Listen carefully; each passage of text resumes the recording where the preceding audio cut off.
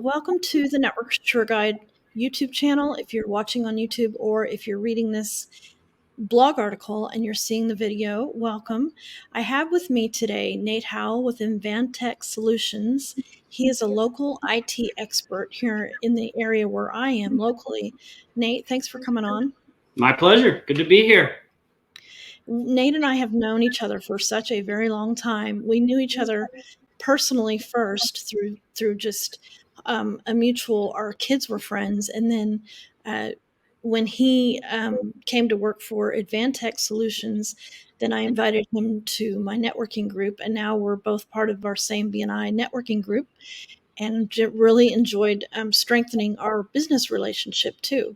Absolutely. And thank you for that, by the way. I know I owe you another lunch, so just Of course. don't let me forget. Right. So, the article today that I wanted to focus on was giving because of Hurricane Helene and all the devastation. And I've heard biblical proportions, more often than I care to hear that phrase. And so, naturally, we want to be kind to other people. And I'm always talking about being generous, and I'm always talking about pouring into people. And sometimes you're going to pour into people and there's going to be nothing in return. You're never going to see any return except knowing that you're giving, because sometimes people just need our help, just straight help. And when we do that, we want to make sure that we're not being double victimized. You don't have two victims. First, the victim of the disaster, and then secondly, a victim in which you're being scammed and the money doesn't go to where you intend. And who better to tell us about how to spot scams than Nate with Advantech Solutions? I'm going to put your banner up here on the screen, but you know all about how to spot scams, right? Yeah. And unfortunately, scammers love a crisis. They love it when there's an emergency or there's something big in the news, or, if it makes the news, then they're going to use that as a tool to typically scam. And unfortunately, it's the older generation that gets the worst and the brunt of it, because they want to help. And, it's the greatest generation. They want to do the best they can. So if you have parents, and a lot of our clients have elderly parents that, we get calls asking us to help their parent who got in a situation where they clicked on something they weren't supposed to, or they got a call because they had went to a website that was, with all good intentions, they wanted to be helpful,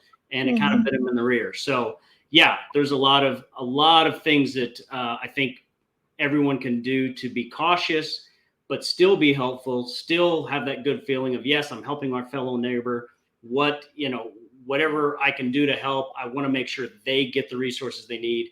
And, you have to be careful though when you're doing that. So what do we need to look out for when we're clicking on links? Yeah. So I would say, most people are getting their information nowadays from social media, TikTok, Facebook, X, all these things. I would say be very careful with impulse donating. It doesn't take much time for a scammer to post a very kind of emotional, video, something kind of tugs at the heartstrings, and with a little, link that says, hey, donate here. And people are like, oh yeah, that looks great, I'm going to click on that. Problem is, if it's not a secure site, which typically it ends in an S. So if it's HTTP, be very careful. It's HTTPS. It's a security protocol at the end that encrypts the data, so your information is protected. Start there. Some other things are, you want to make sure it's a legit charity, and there's a few resources for that, but you can always check on FEMA. There's also a website. It's kind of, the name of the organization is kind of long. The website's short, but it's nvoad.org. It's the National Voluntary Organizations Active in Disaster website. Wow.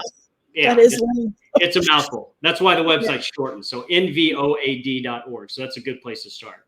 Other than that, there's websites where you can also check the kind of the details of the organization, like what percentage of the admin cost is covered with your donation. And a good rule of thumb is 75% actually needs to go to the program and those who need the actual help. 25% should go to admin costs. Because again, they have to advertise, they have to Right. get the word out, they have to hire, they have to, make sure the money's going in the right place. So yeah, it takes manpower. I mean, you get volunteers for a lot of that stuff, but there's still costs with any of that. So 75% needs to go to those who need the actual help. 25% should go to admin costs. And you can check that typically on 2 or 3 different websites.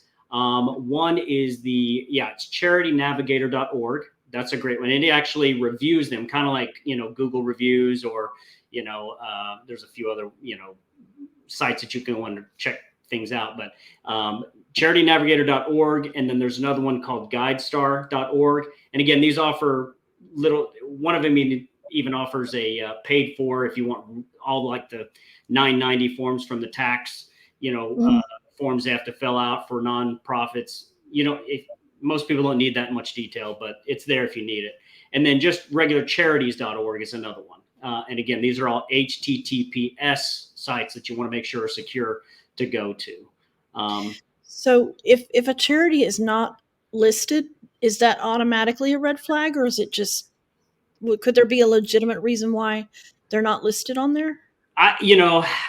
Unless they're brand new, but even if they're new, they should be listed with somewhere, even if it's with your corporation commission in the state, which may be another source that you can use. So go check that out. But a lot of times you can do some research, ask your neighbors, ask people that you work with, have you heard of this organization? Do you know if they're legit? But then also do your due diligence. Go and look at it. I mean, you always have your United Way, your Red Cross. But if you want kind of a more local feeling, and that's the other thing, a lot of these organizations, if you're donating, you want to dig into, are they actually working with local charities? Because those local charities, they have more details. They have a feel for the community. They know what's needed more or less in their neighborhoods. If it's a disaster, they may know Miss Jones down the road hasn't had power for 2 days, whereas she doesn't even use a cell phone. She's still using a landline. Well, landline's been down for 2 days too. So but they'll know based on, they're probably delivering food or water, things like that. So it's good to work with the larger ones that also work with the local charities. So keep that in mind. So if the larger charities work with local ones, will they say that on their website? Will they say we work with local charities? They should, but a lot of times you'll look at the local charities websites too, and they'll say we're a partner with United Way, we're a partner with this organization, and they'll give some details, because again, it's a network of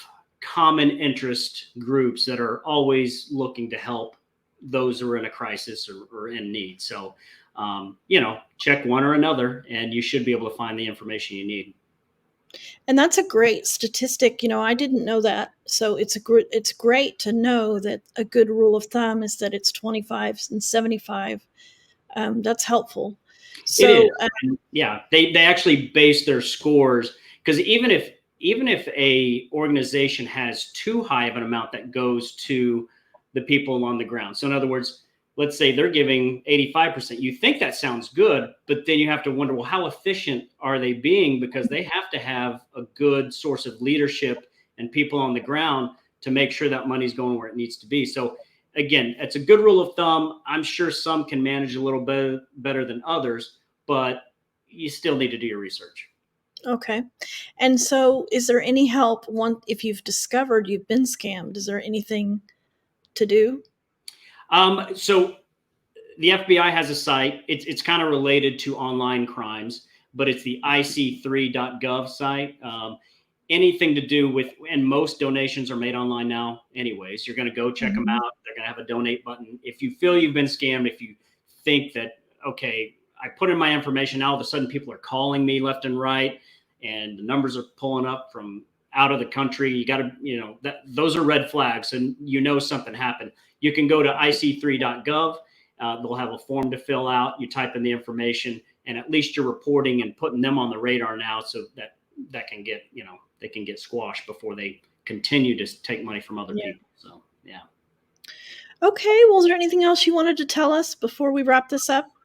No, just donate, though. There's a lot of people. I know hurricanes have been hitting hard. Oklahoma has seen its share of disasters with tornadoes, and we've got some really good local organizations. So, do your research. It's great to give. It's great for your community, but definitely want to make sure it's going to the people that need it, and not some scammer sitting in a basement somewhere playing video games. It's, Right. It's not. That's the last thing he needs. Yeah, Or that's the last thing you want to do is donate to somebody yeah. like that. So Well, yeah, thank you very much. And for IT needs, do check out Advantech Solutions, and I'll have his website linked. They do a fantastic job with helping small businesses with that might have multiple users, like multiple computers in offices. They're really good with veterinary offices. They really help them out, that industry specifically.